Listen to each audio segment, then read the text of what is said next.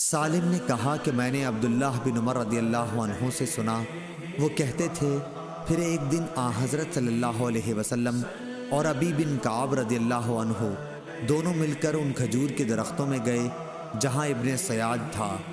آپ صلی اللہ علیہ وسلم چاہتے تھے کہ ابن سیاد آپ کو نہ دیکھے، اور اس سے پہلے کہ وہ آپ کو دیکھے آپ صلی اللہ علیہ وسلم غفلت میں اس سے کچھ باتیں سن لیں۔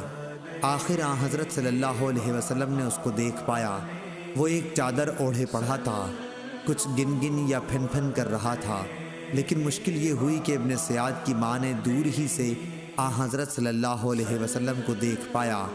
آپ صلی اللہ علیہ وسلم کھجور کے تنوں چھپ کر جا رہے تھے، اس نے پکار کر ابن سیاد سے کہہ دیا، صاف، یہ نام ابن سیاد کا تھا، دیکھو محمد آن پہنچے۔ یہ سنتے ہی وہ اٹھ کھڑا ہوا۔ حضرت صلی اللہ علیہ وسلم نے فرمایا، کاش اس کی ماں ابن سیاد کو باتیں کرنے دیتی تو وہ اپنا حال کھولتا۔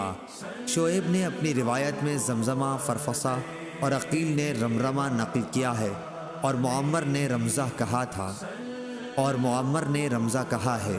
صحیح بخاری حدیث نمبر 1355۔